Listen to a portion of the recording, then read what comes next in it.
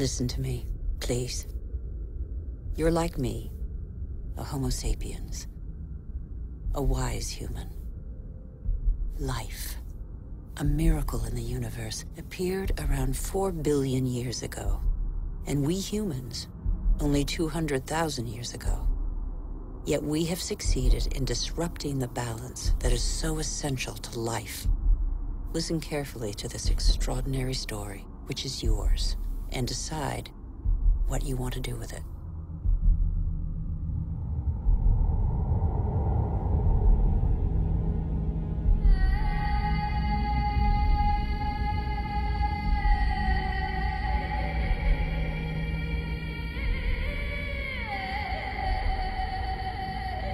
These are traces of our origins. At the beginning, our planet was no more than a chaos of fire. A cloud of agglutinated dust particles, similar to so many similar clusters in the universe. Yet this was where the miracle of life occurred.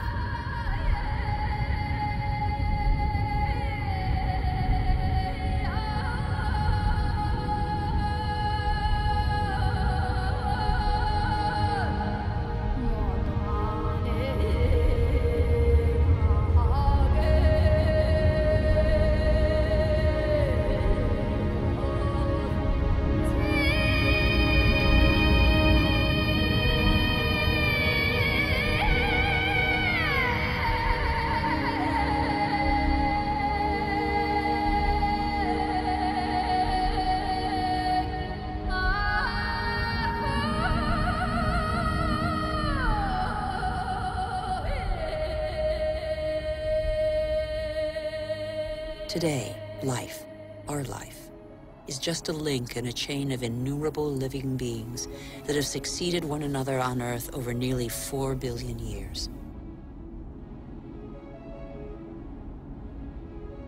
And even today, new volcanoes continue to sculpt our landscapes. They offer a glimpse of what our Earth was like at its birth. Molten rock surging from the depths, solidifying, cracking, blistering or spreading in a thin crust before falling dormant for a time.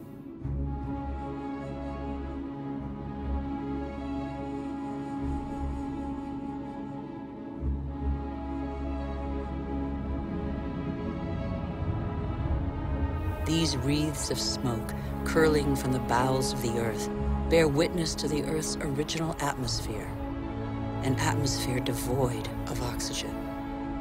A dense atmosphere, thick with water vapor, full of carbon dioxide. A furnace.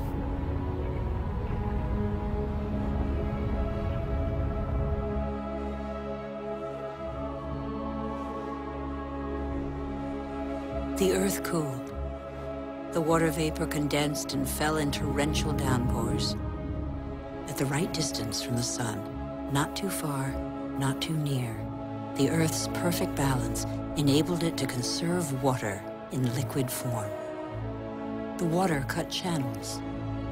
They are like the veins of a body, the branches of a tree, the vessels of the sap that the water gave to the Earth.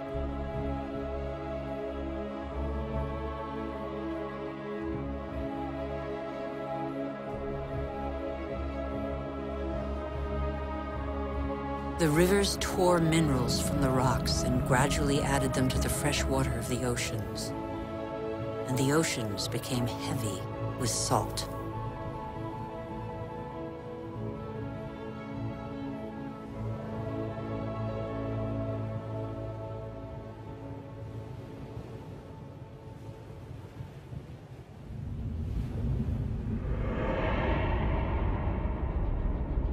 Where do we come from? Where did life first spark into being? A miracle of time, primitive life forms still exist in the globe's hot springs. They give them their colors. They're called archaeobacteria.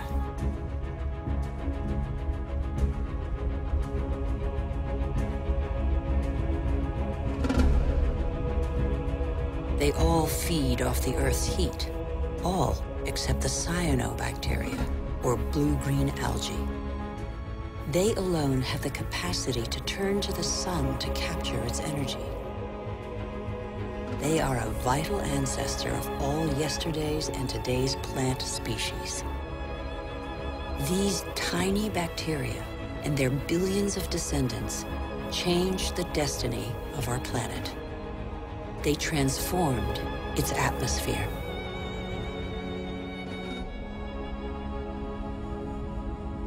What happened to the carbon that poisoned the atmosphere? It's still here, imprisoned in the Earth's crust. Here, there once was a sea inhabited by microorganisms. They grew their shells by tapping into carbon from the atmosphere, dissolved in the ocean. These strata are the accumulated shells of those billions and billions of microorganisms.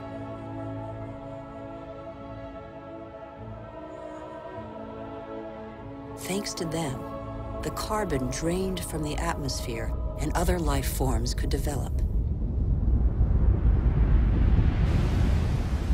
It is life that altered the atmosphere.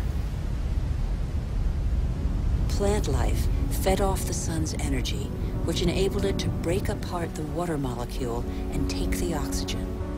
And oxygen filled the air. The Earth's water cycle is a process of constant renewal. Waterfalls, water vapor, clouds, rain, springs, rivers, seas, oceans, glaciers. The cycle is never broken. There's always the same quantity of water on Earth. All the successive species on Earth have drunk the same water. The astonishing matter that is water, one of the most unstable of all. It takes a liquid form as running water, gaseous as vapor, or solid as ice. In Siberia, the frozen surfaces of the lakes in winter contain the traces of the forces that water deploys when it freezes. Lighter than water, the ice floats. It forms a protective mantle against the cold, under which life can go on.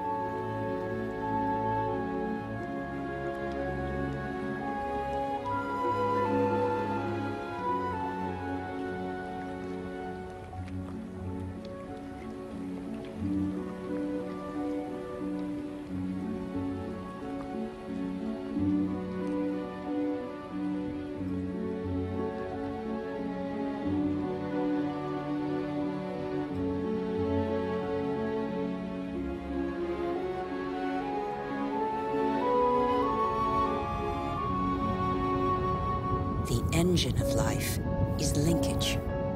Everything is linked. Nothing is self-sufficient. Water and air are inseparable, united in life and for our life on Earth. Sharing is everything.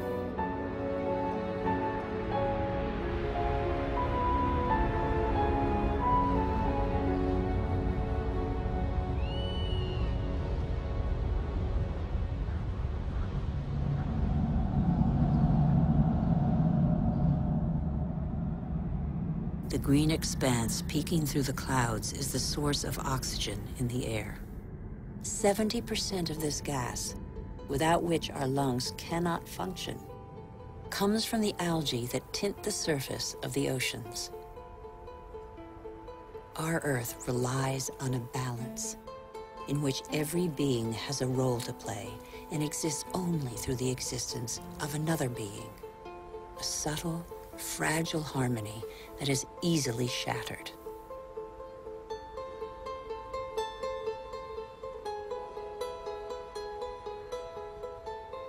Thus, corals are born from the marriage of algae and shells. Coral reefs cover less than 1% of the ocean floor, but they provide a habitat for thousands of species of fish, mollusks, and algae. The equilibrium of every ocean depends on them.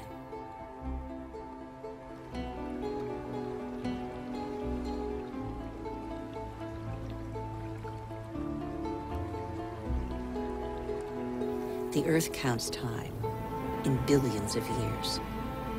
It took more than 4 billion years for it to make trees.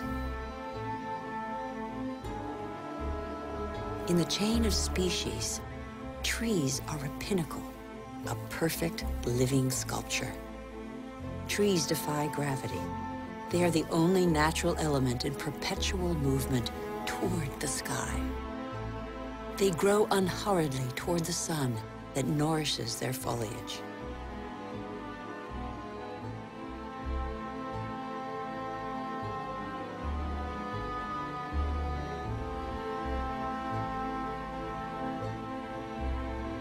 They have inherited from those minuscule cyanobacteria the power to capture light's energy. They store it and feed off it, turning it into wood and leaves, which then decompose into a mixture of water, mineral, vegetable, and living matter. And so, gradually, soils are formed.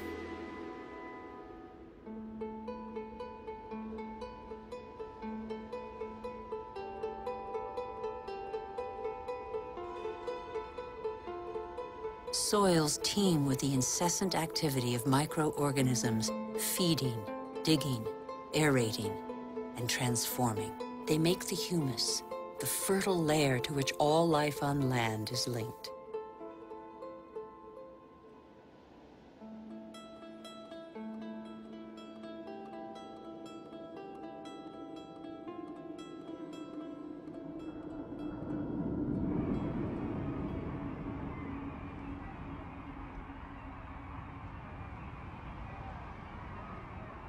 What do we know about life on Earth? How many species are we aware of? 1/10 of them? 100th, perhaps? What do we know about the bonds that link them?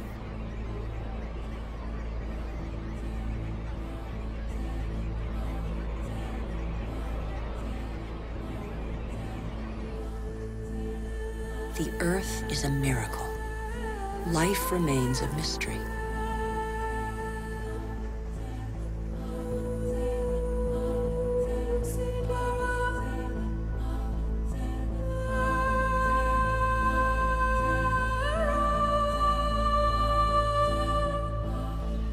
Families of animals form, united by customs and rituals that are handed down through the generations.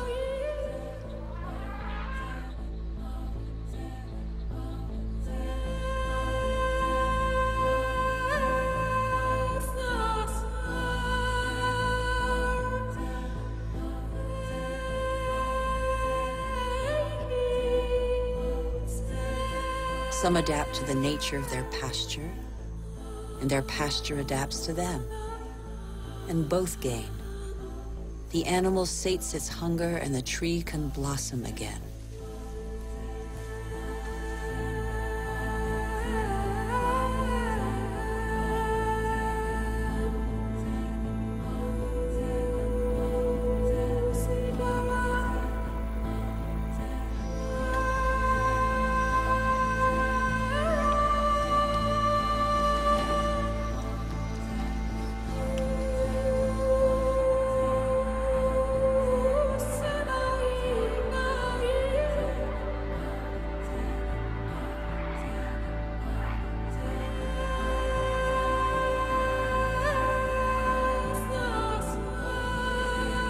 In the great adventure of life on Earth, every species has a role to play. Every species has its place.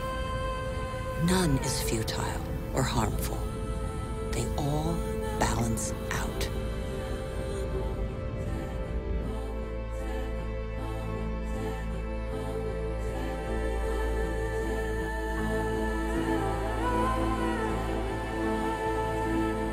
And that's where you, Homo sapiens, wise human, enter the story. You benefit from a fabulous 4 billion-year-old legacy bequeathed by the Earth.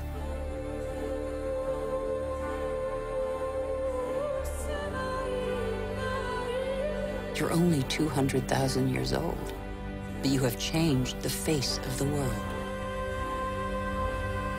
despite your vulnerability, you have taken possession of every habitat and conquered swaths of territory like no other species before you.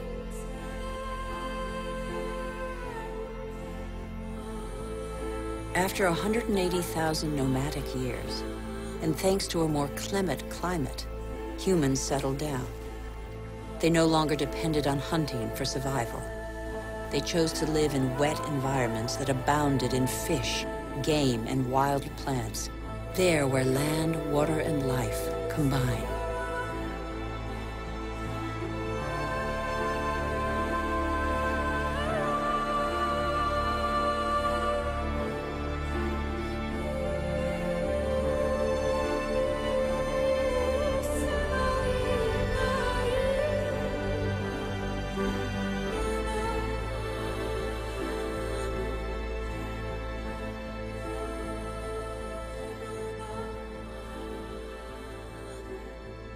Even today, the majority of humankind lives on the continent's coastlines or the banks of rivers and lakes.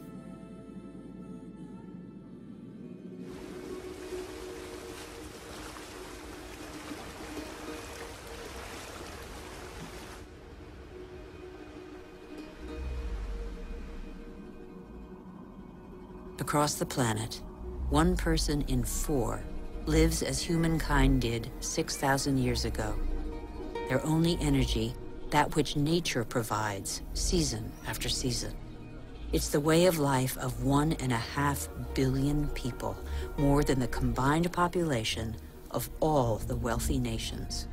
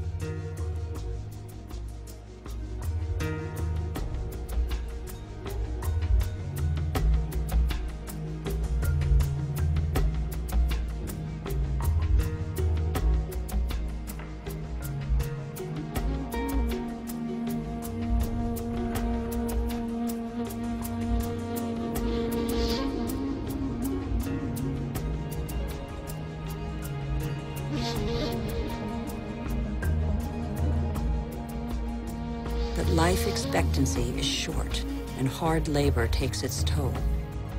The uncertainties of nature weigh on daily life. Education is a rare privilege.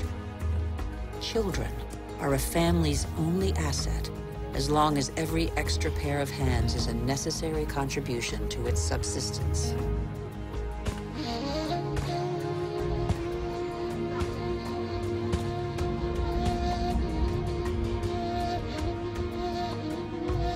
Humanity's genius is to have always had a sense of its weakness.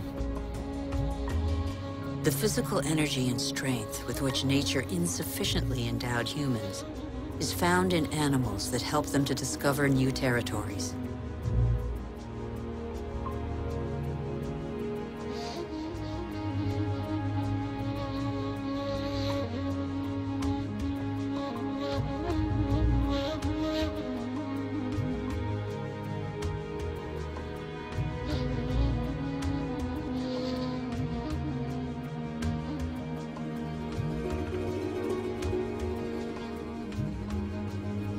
But how can you conquer the world on an empty stomach? The invention of agriculture turned our history on end. It was less than 10,000 years ago. Agriculture was our first great revolution.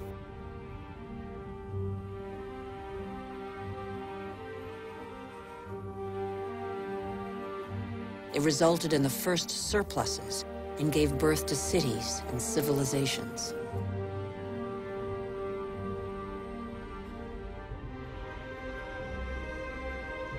The memory of thousands of years scrabbling for food faded.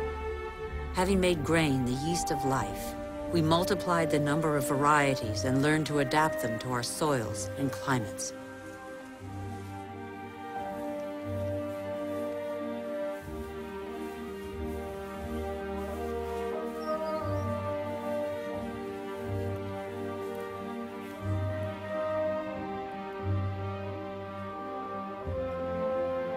We're like every species on Earth. Our principal daily concern is to feed ourselves. When the soil is less than generous and the water becomes scarce, we are able to deploy prodigious efforts to extract from the land enough to live on.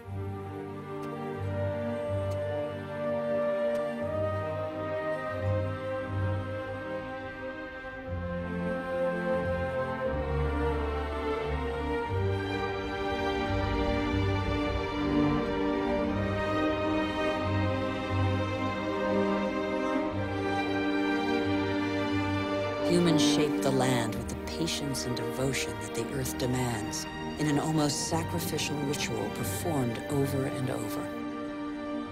Agriculture is still the world's most widespread occupation. Half of humankind tills the soil, over 3/4 of them by hand.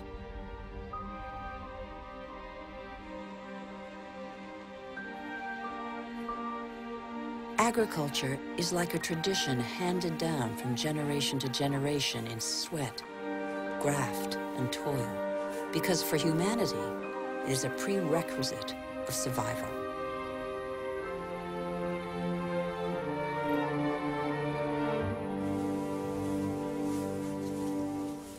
But after relying on muscle power for so long, humankind found a way to tap into the energy buried deep in the earth.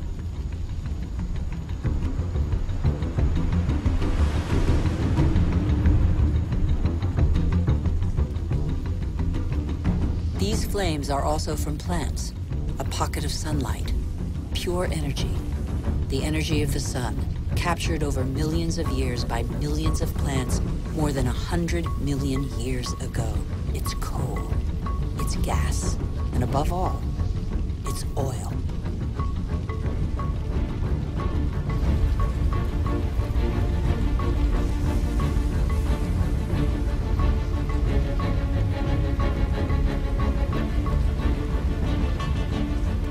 And this pocket of sunlight freed humans from their toil on the land. With oil began the era of humans who break free of the shackles of time. With oil, some of us acquired unprecedented comforts. And in 50 years, in a single lifetime, the Earth has been more radically changed than by all previous generations of humanity.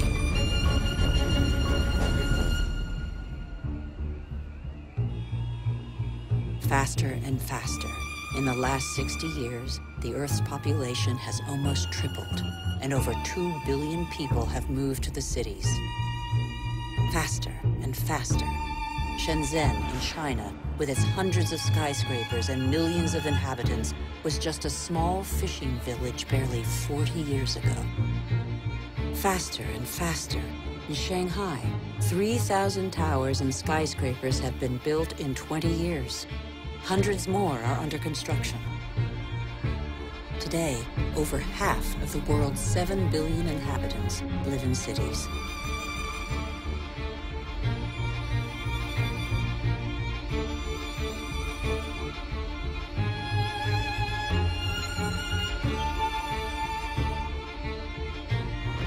New York, the world's first megalopolis, is a symbol of the exploitation of the energy the Earth supplies to human genius. The manpower of millions of immigrants, the energy of coal, the unbridled power of oil.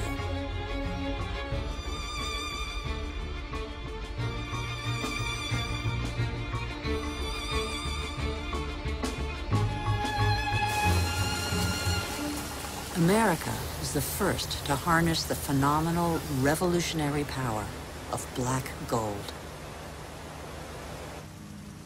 In the fields, machines replaced men.